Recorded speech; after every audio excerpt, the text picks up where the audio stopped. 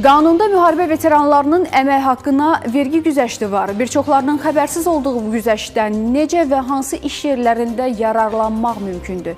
Güzəşt hansı məbləğə şamil olunur? Mövzunu mütəxəssislərlə araşdırmışıq. Ətraflı sujetdə.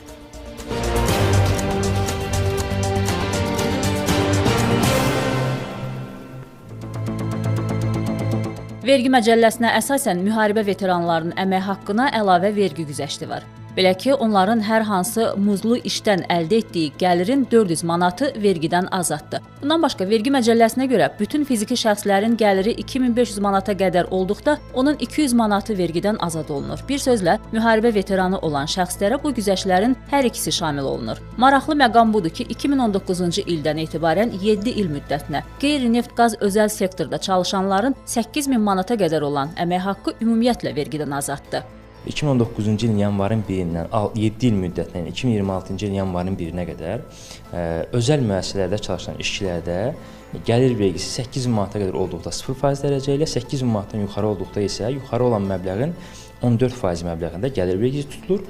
Dövlət müəssisələrində çalışan işçilərdə isə 2500 manata qədər olduqda 14%, 2500 manatdan yuxarı olduqda isə 350 manat, yəni 2500 manatın 14% üstə gəlir, yuxarı olan məbləğin 25% məbləğində gəlir vergisi tutulur. Yəni indiki halda müharibə veteranları yalnız dövlət işində çalışırsa, onlar üçün nəzərdə tutulan bu güzəştləri hiss edir. Şəxsin tutaq ki, gəliri 1000 manatdır, dövlət müəssisəsində çalışırsa, bu halda onun vergi tutulan gəliri olacaq 400 manat, 600 manat ona güzəşt olunacaq. Əgər şəxs özəl müəssisədə çalışırsa, onun deməli vergi tutulan gəlirinin mahiyyəti olmayacaq, 8000 manata qədər məbləğ vergidən azad olduğu üçün nəticə etibarilə mahiyyətə təsir göstərməyəcək. Bəzən isə elə olur ki, şəxs müharibə veteranı adını təsdiqləyən sənədi iş yerinə sonradan təqdim edir. Bu zaman məsələ necə tənzimlənir? Gəlir vergisi üzrə azad olma şəxsin əmək müqaviləsinin qüvvəyə mindiyi tarixdən 2022-ci ilin yanvarın 1-dən sonra hər hansısa bir tarixdə əmək müqaviləsi qüvvəyə minərsə o gündən hesablanır.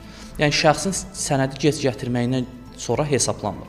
Və şəxs isə bizim Nazirlər Kabinetimizin 4 yanvar 2001-ci ilin 4 nömrə qərarında əsasən göstərmiş sənədlər toplusunu işlədiyi yerə gətirər zaman həmən sənədlərin yəni verilmə tarixindən yox, işçinin 2022-ci ilin yanvarın 1-dən sonra götürüldüyü tarixdən hesablanır.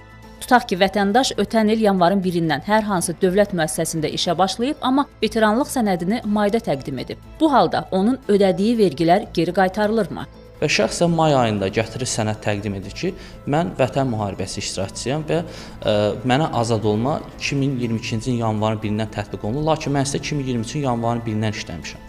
Bu zaman müəssisə yanvar, fevral, mart, aprel aylarında işçidən tutduğu 56 manatı 4 ay üzrə toplayaraq 224 manatı işçiyə qaytaracaqdır və onun tutub dövlətə ödədiyi vergini isə verdiyi hesabatda dəqiqləşmə verərək dövlətdən geri qaytaracaqdır. Burada söhbət yalnız həmin şəxsin gəlir vergisindən gedir. Sosial sığorta, işsizlikdən sığorta və icbari tibbi sığorta haqlarına isə azad olma və ya güzəştlər şamil edilmir. Ülviyə Sabir qızı, Samir Göylərli, Qərib Cavadov, İqtisadi Zona.